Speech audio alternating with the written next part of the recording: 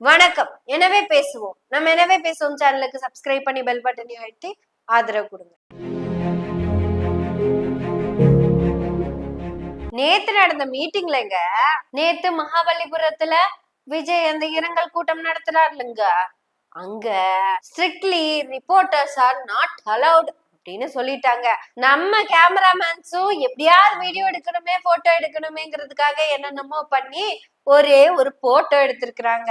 என்ன இளவு கதை எடுத்தீங்கன்னு எனக்கு கேட்கணும்னு தோணுச்சு, ஆனா கேட்க முடியலையே. அதுல 4-5 சேனல் இருக்குதுங்க.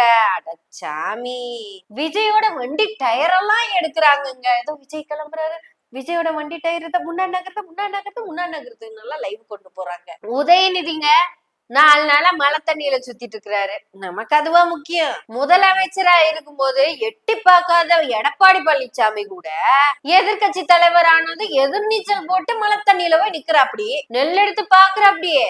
என்னாச்சு, தண்ணி விட்டுச்சா, எப்படி தண்ணி விட்டுச்சு, இதெல்லாம் அவங்களே வீடியோ புடிச்சு மீடியாக்கு அனுப்புறாங்க. ஆனா மீடியாக்கு என்ன பிரச்சனையா இருக்கு? விஜயோட வண்டி டயர் சுத்துதே, அது மணிக்கு 40 கிலோமீட்டருக்கு சுத்துதே, அதாவது ஒரு செகண்டுக்கு 70 RPM சுத்துது அப்படிங்கறதெல்லாம் கனெக்ட் பண்ணி மணிக்கு 40 கிலோமீட்டர்னு கணக்கு சொல்றாங்க. இது எதுக்குடா இந்த வேண்டாத வேலை?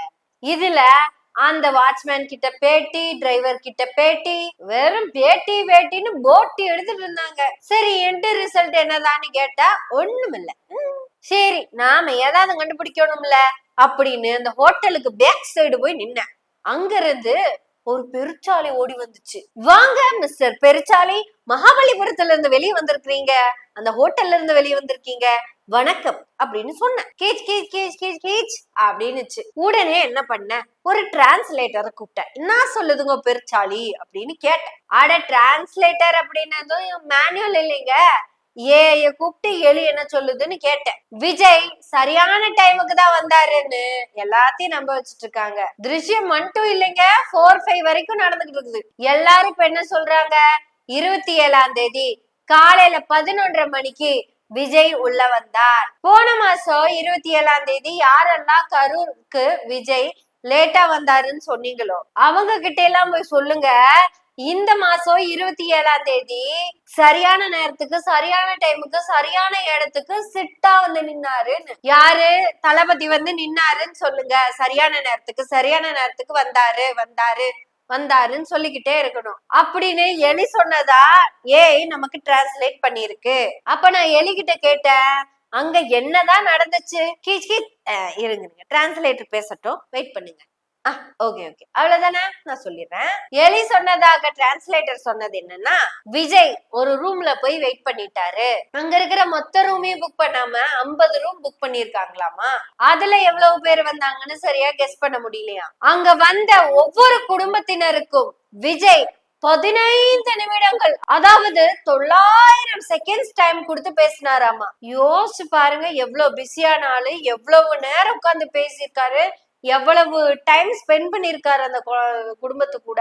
அதாவது கதறி கதறி கதறி கதறி அழுததா எலி சொன்னதா சொல்லுது, நாம சொல்லலைங்க.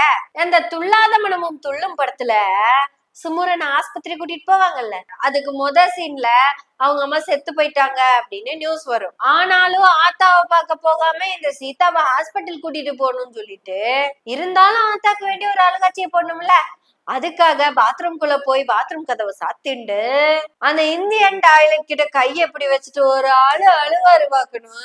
அழுது முடிச்சுட்டு தண்ணியெல்லாம் எடுத்து மூஞ்சில குப்புக்கு குப்புக்கு குப்புக்குன்னு அடிப்பாருல, அந்த மாதிரி அழுதுக்குறாரு. ஏங்க, எலி சொன்னதா இதான் டிரான்ஸ்லேட் பண்ணிருக்கு, நமக்கும் இதுக்கும் சம்பந்தம் இல்ல. இப்படி ஒவ்வொரு குடும்பத்துக்கிட்டையும் போய் அழுதுருக்காரு.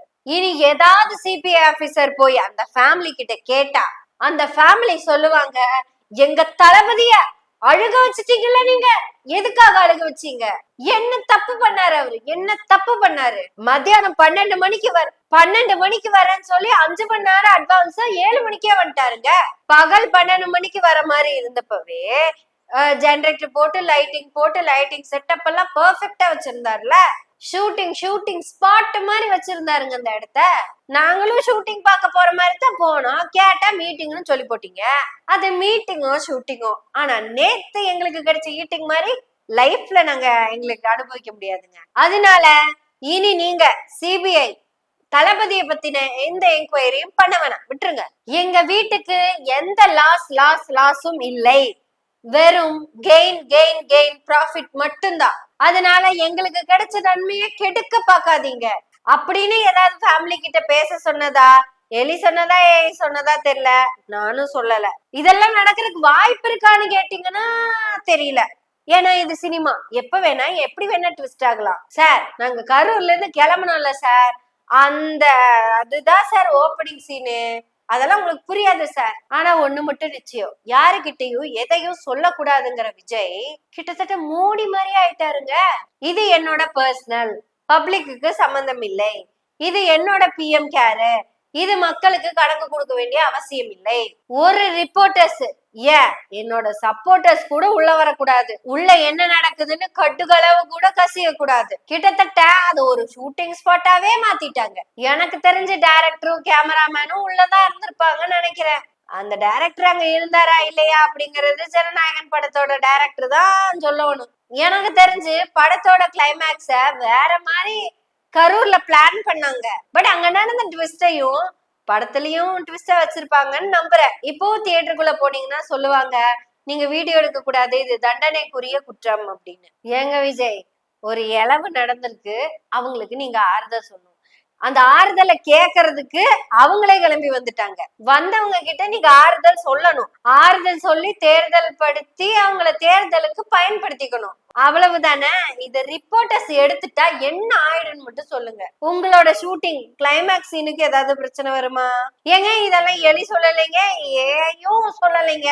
அட நம்ம டவுட்ட கேட்டுட்டு இருக்கோம், நான் இவங்களையே மறந்து போயிட்டேன். எலி வந்து இப்படித்தான் அப்படின்னு சொல்லி விஷயத்த சொல்லி போட்டு போயிடுச்சுங்க, அதோட முடிஞ்சு போச்சு. எலியே இல்லாதப்ப ஏறிக்கிங்க என்ன வேலை? அதோட வேலையும் முடிஞ்சுச்சு, அதுவும் கிளம்பிருச்சு. இப்போ நாம தான் விஜய் கிட்ட கேட்கணும். யானுங்க போற போக்கு பார்த்தா தேர்தல் வரலாற்றிலேயே, தேர்தல் ஜனநாயகத்திலேயே நீங்க ஓட்டு கேட்கவே போக மாட்டீங்க. எல்லா வாக்காளர்களையும் நேரா கூப்பிட்டு வந்து பனையூர்ல நிக்க வச்சிருவீங்க. ஒவ்வொருத்தரா வந்து பாத்துட்டு ஒரு 5 செகண்ட் பேசிட்டு ஓட்ட போட்டு கிளம்பி போயிருன்னு சொன்னாலும் சொல்லுவீங்க. உண்மையாலுமே நீங்க ஒரு அரசியல் கட்சி ஆரம்பிச்சிருக்கீங்கன்னு உங்களுக்கு தெரியுமா தெரியாதா? இல்ல அதுவும் தமிழக வெற்றி கழகம் அப்படிங்கிற புது படத்தோட ஷூட்டிங்கா? எனக்கு என்னமோ ஷூட்டிங் நடக்கிற மாதிரிதான் இருக்கு. 2026ல விஜய் சிஎம்மா ஜெயிச்சிட்டாரு, நன்றி வணக்கம் சுபம் அப்படின்னு போட்டு முடிப்பீங்கன்னு நினைக்கிறேன். உங்களுக்கு அரசியல்னா என்னன்னு தெரியுமா தெரியாதாங்கிற டவுட் ரொம்ப நாளா இருக்கு. இப்போ இன்னும் அதிகரிச்சுக்கிட்டே இருக்கு. நீங்க அதிகபட்சமா 2 தொகுதியில போட்டியிடலாம், அதிகபட்சமா 2 தொகுதியில ஜெயிச்சிடலாம். 6 மாசத்துல ஏதோ ஒரு தொகுதியில இருந்து நீங்க ரிசைன் பண்ணி ஆகணும். விஜய் கொஞ்சமாச்சும் தேர்தல் அரசியலுக்கு வாங்க. இன்னும் சினிமா அரசியலுக்குள்ளேயே இருக்காதீங்க. இதை எலி சொல்லுச்சுன்னு நினைக்காதீங்க, நான் தான் சொன்னேன். இப்படி எல்லாம் எலி பேசுமா? யாரு பேசுவா? அப்புறம் நாம தான் பேசுவோம். ஏன்? எனவே பேசுவோம் எனவே பேசுவோம் நாள்தோறும். உங்களுடைய ஆதரவுகளை நன்றிகளோடு எதிர்பார்த்து கொண்டிருக்கிறோம். நன்றி, வணக்கம்.